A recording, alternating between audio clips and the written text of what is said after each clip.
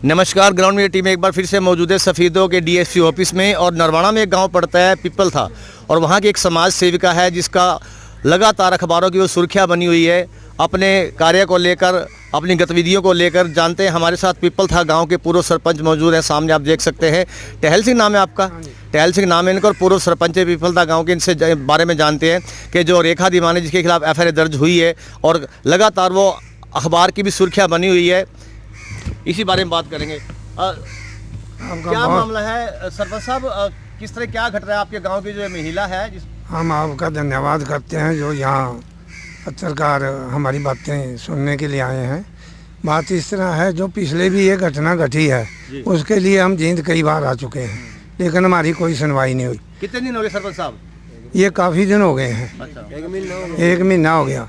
और हाँ, जो ये हमारे गांव के लोगों के साथ ये केस बनाया हुआ है, बिल्कुल झूठा और निराधार है। किसने बनवाया ये रेखा ने, रेखा धीमान, जिले सिंह की लड़की, उसने ये केस बनवाया हुआ है बेल, क्योंकि वो पैसे लोगों से वसूलती है। उसने पहले भी कई जगह से केस बनवा करके उन लोगों से पैसे लिए हैं।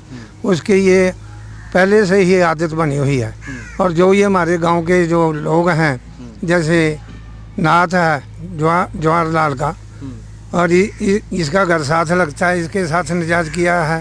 हमारे गांव का पियन है चपरासी, उसके साथ निजाज कर दिया। जो 2 भोली भाली लड़कियां हैं, एक वाल्मीकियों की एक सैंसियों की, वो गरीब और लड़कियां हैं, उनको इसने बुला सुसला करके अपने घर में स्कूल सा बना कर, समाज सेवक बना करके उनके साथ निजायज़ केस बना दिया है। ये बिल्कुल झूठे केस हैं और वो जानबूझ करके उसने ये काम किया है। तो गांव में कितने दिन से ये गतिविधि चल रही है?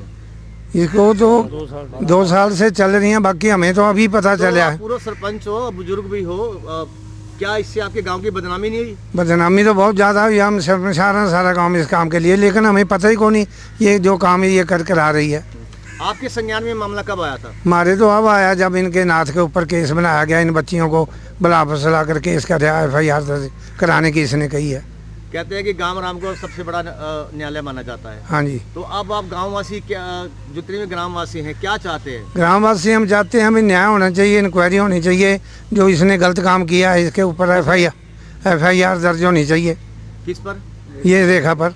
अच्छा, और किस पर FIR दर्ज होनी चाहिए? उसका भाई है एक, और कौन कौन शामिल? उसका भाई है सुंदर, जिसको सोंडू कहते हैं। एक उसका पिताजी हैं जिसको इस चीज़ में सारी जानकारी है, जिले सिंह। तो आपने उसके परिवार से बात नहीं की गांव में इस तरह की? मैं गया था, उनके घर भी गया था, और उनको मैंने कहा था रेखा है जो बोलती ही, पहली बात तो बोलती ठीक नहीं है। वो उसके सारे घर वाले उसके दबाव में है। मेरे पास वो कहने लगी भी मेरे से गलती हो गई है, मैं लिख के तो देती नहीं, मैं माफ़ी चाहती हूँ, मेरे को माफ़ किया जाए। मैंने कहा भाई तू ये लिख के दे दे भाई मैं लालच में किसी के बहकावे में आकर के मैंने ये काम किया है, मेरे को माफ़ी दी जाए। लेकिन मैं ये कहती मैं लिख करके तो दे दूंगी, पर माफ़ी भी मांग लूँगी, लेकिन ये नहीं लिखूंगी मैंने लालच और बहकावे में आकर के ये काम किया। फिर तो मेरे पास और केस बन जाएगा। मैं केस तो तेरे पे बनेगा ही बनेगा, क्योंकि तो झूठी है। तो अभी आप पुलिस से क्या चाहते हैं कि किस तरह की कार्रवाई की मांग करते हैं? हम पुलिस से ये न्याय चाहते हैं भी जो इनको परेशान किया है, गरीब आदमी दिहाड़ी कर करके यहाँ आते हैं, 2-3 हज़ार रुपये तो बसों का, गाड़ियों का किराया लग जाता है, और ये 8-9 बार आ चुके हैं। उसका न्याय होना चाहिए, जो उसको दंड होना चाहिए, उसको सजा होनी चाहिए। तो मानते कि वो अपराधी है? अपराधी हम मानते हैं, हमने शीशा कर दिया वो अपराधी है। क्या आपने अपने सदर पे कुछ जानकारी ली है कि आरोप सच्चे हैं झूठे हैं जो वीडियो लगाए? मैंने ये सारी जान पहचान करके ही ये बात कह रहा हूँ, नहीं कि मुझे क्या बात थी यहाँ कहने की। बिल्कुल। मैं उसके घर जा कर के भी उसने माना है मेरे आगे, मेरे से गलती हो गई है, मेरे को माफ़ी दी जाए। लिख के नहीं वो कहती मैं देती। बहुत बहुत धन्यवाद बात करें। या इसी कड़ी में गांव के एक और व्यक्ति मौजूद है, उनसे बात करेंगे। भैया क्या कहना चाहेंगे जो आपके गांव के लिए, ये पकड़ो, इस गांव में आपके जो घटना हो रही है? नमस्कार सर, मैं आपका धन्यवाद करता हूं। हम उस गांव से तो नहीं है, लेकिन हमारी रिश्तेदारी पड़ती है उस गांव में। लेकिन उस लड़की ने जो किया उससे ज़्यादा पुलिस वाले हमें तंग कर रहे हैं। वो किस तरह से? वो इस तरह से तंग कर रहे हैं कि वो बार बार सिर्फ हमें बुला रहे हैं, उस लड़की को नहीं बुला रहे। खुद जो रेखा धीमान है जिसने सारे झूठे आरोप लगाए हैं, पुलिस वाले खुद उसको बोल देते हैं कि आज गांव की पंचायत आई हुई है, वो आप मत आना वरना आपके खिलाफ केस हो जाएगा। वैसे पीपल था गांव की और इनके सरपंच साहब, पूर्व सरपंच साहब की बहुत बहुत मेहरबानी। इन्होंने निष्पक्ष रूप से हमारा साथ दिया है और इन्होंने पूरा साथ दिया है, अपने स्तर पर पूरी कार्रवाई की है। और ये पूरा का पूरा ये लोग भी मानते हैं और ये भी मानते हैं कि आप सब लोग निर्दोष हो इस मामले में। लेकिन ये सिर्फ जो पुलिस वाले हैं, निर्दोष कौन मानता है? ये पूरी पंचायत मानती है जी। हमने पुलिस से बार बार ये कहा है कि जिसके भी नाम है आप किसी भी स्तर पर जांच कर लो, मोबाइल लोकेशन निकलवा लो, या बातचीत के लिए आप सबके पास ट्रैक होता है सर आज के ज़माने में कि कभी बातचीत हुई हो। मेरा भाई फौजी है जी, वो मेरी सिस्टर के जा रहा था गांव में, जाते जाते वहाँ सिर्फ 2 मिनट रुका था, उससे उसकी कभी बात भी नहीं हुई। लेकिन सिर्फ उसने उन लोगों को फंसाया है गांव में से, उन लोगों को जिससे उसकी दुश्मनी थी। बाकी सारे या तो वो सरकारी ऑफिसर हैं या वो काबिल और सम्मानित व्यक्ति हैं, ताकि वो ज़्यादा से ज़्यादा पैसे ऐंठ सके। और ये पूरा का पूरा केस झूठा है सर।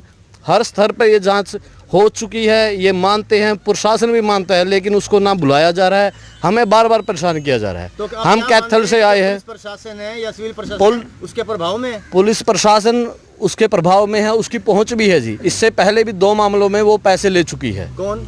जो ये रेखा धीमान है। ये सिर्फ और सिर्फ गाँव वालों की वजह से ही इतना सब कुछ हमारे साथ, इन्होंने हर कदम पे हमारा साथ दिया है और पूरी सच्चाई के साथ खड़े हैं। हम इनका धन्यवाद करते हैं।